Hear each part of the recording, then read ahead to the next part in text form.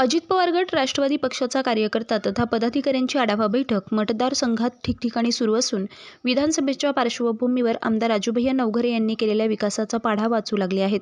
मात्र दांडगावकरांचे म्हातारपणात बुडतीचे पाय डोहाकडे जात असल्याची प्रतिक्रिया एका बैठकीत एका कार्यकर्त्याने दिली आहे. ही टोळी 2019ला नव्हती, जसं शिवाजी रावच भांडवल या टोळीनं उद्ध्वस्त केलंय, तीच टोळी आता दांडेगावकरांकडे असून त्यामुळे दांडेगावकरांचा कार्यक्रम होणार अशा प्रतिक्रिया आता उमटू लागल्या असताना सदरील हा व्हिडिओ व्हायरल होत आहे. मतानं त्याच्या मागं होतोच राऊत पुन्हा पण त्याने निवळ भयातला बदनाम करण्यासाठी एक ही टोळी जी गेली ती 19ला बी नव्हतीच. पाटील टोळी 19ला नव्हतीच आणि आता त्याला पर्याय नाही. शिवाजी जाधवचं बिचाराचं द्यायचं आहे ना, भांडवल चक उद्ध्वस्त केलं, पैसे 5 लाख आणायचे गावात वाटायचे, लाख रुपये का 4 लाख खिशातच घालायचे. ही टोळी आपल्या संघ नाही. आपल्या संघ जर भयानं 50,000 दिले तर 55,000 खर्चणारी माणसं आहेत. त्यामुळं आपल्याला काही भीती नाही. शिवाजीराव जाधवचं तेच येणं केलं, यायचं हेच केलं. आता दांडेगावकर साहेबाची ते बुडतीचे पाय डोहाकडे आता मथारपणची सुरुवात झाली. इथून पुढे साहेबाकडे आता याचा कार्यक्रम होणार. साहेबाला आज बी आमची इच्छा आहे, साहेबानं राजू नवघरे आणि साहेब एक जर राहिले असते तर आम्ही आज बी साहेबासोबत आहेत आणि आजही साहेबासोबत राहत होतो. राजू नवघरेच्या साहेबानं 10 चुका सांगायच्या की राजू तू ह्या केल्यात, त्यामुळं तुला थांबावं लागते. भैया थांबाय तयार होते. एकही भैयाला शब्द केला नाही. भैयाला सांगितलं राजू मी थांबलेला आहे, मला एकदा 12 पूर्णचा आदेश करा. मामा ही गोष्ट खोटी नाही, आम्ही या गोष्टीचे साक्षीदार आहोत. ज्यावेळेस साहेब भैयाच्या घरी आले होते त्यावेळेस म्हणली होती माझे टोंगळे दुखायलेत, हात दुखायलेत, पाय दुखायलेत, राजू मला एकदा पूर्ण कारखान्याचा आदेश करा, माझी शेवटची इच्छा आहे.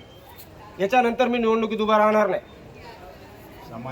सामान्य जनतेला ह्या गोष्टी माहीत नसतात. भैया स्वतः कारखान्यावर लोक नाराज आहेत म्हणून उभं राहायला तयार नव्हते. साहेब तसं म्हणल्यामुळं भैया एक भावनिक माणूस आहे. तुम्ही गावात आल्या भैयाला जरा असं टॉर्चर करा, भैया तुम्हाला भावनिकतेत बोलतात. भैया म्हणजे अशी निबर राजकारणी नाही. हा ही प्रत्येकाला गोष्ट मान्य आहे पाटील. म्हणजे आपण की कोणाचा विरोध किंवा दांडेगावकर साहेबाचा मला काय विरोध आहे, दांडेगावकर साहेबांनी काय मोयकर खांड घेतले असा उरीत नाही. पण ही वस्तुस्थिती आहे आणि एकमेव माणूस जे तालुक्याच्या सर्वसामान्य माणसाच्या सर्व जाती धर्माच्या माणसाच्या पायाकडे पाहून राजकारण करायला, आज त्या माणसाला फक्त बदनाम करण्यासाठी 4.5 वर्ष आज साहेबाचं माझ्या टेमोरनी म्हणलं भाषण आहे. त्या भाषणात साहेब म्हणलेले आहेत की मी 2 कोटीच्या 3 कोटीच्या वरच्याच उद्घाटनाला गेलो, 10 लाखाच्या 5 लाखाच्या 25 लाखाच्या गेलो नाही. मग 4.5 वर्ष राजू नवघरेची स्तुती करणारा माणूस 1-2 महिन्यामध्ये त्याला काय नेमका काय चमत्कार झाला, कोणता देव पावन झाला त्याला? पंढरपुराच्या त्या आषाढी एकादशीच्या शुभेच्छा दिल्या, ज्या शुभेच्छा दिल्या भैयाच्या साहेबाला जवळपास 40-45 मला कळाय माझ्या जन्माच्या आधीपासून साहेब राजकारणात असते.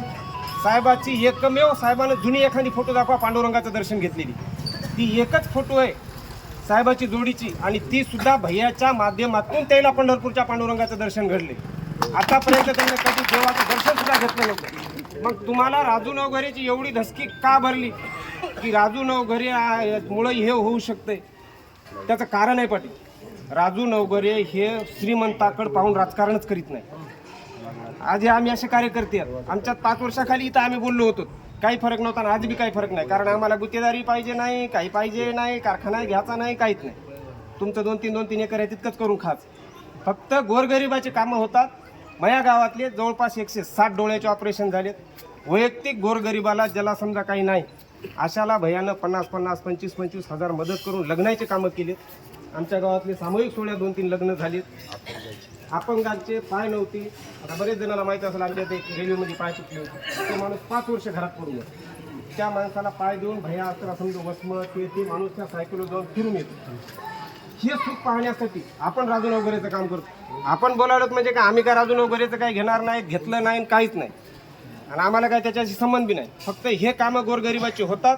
ह्या कामासाठी आम्ही राजू नवघरेच्या सोबत आहेत, शेवटपर्यंत राहणार आहेत. तीच विनंती आपल्या सर्कलमध्ये ही बैठक पाटील याच्यामुळे घेतली की काय माहिती आहे का, काहीच भांडवल नाही. तुम्ही बघा उगाच इकडून आले तिकडून आले, रामकृष्ण हरीन वाजवा तुतारी, वाजवा तुतारी, पण त्या तुतारीला काय आहे की नाही ते सांगा की काय. आता तुम्हाला एकच राहिला पूर्ण कारखाना आमदारून ते सुद्धा घ्यायचा आहे, बाकी तर संपलं तालुक्यातलं समज. त्यामुळं मी आपल्या सर्कलमधील सर्व राष्ट्रवादी काँग्रेस पार्टीच्या कार्यकर्त्याला व बळेगावातील सर्व रहिवाशाला एकच विनंती करणार आहे, भावांनो कोण्याही भूलथापाला बळी पडू नका. आपल्या नेत्यानं काम केले,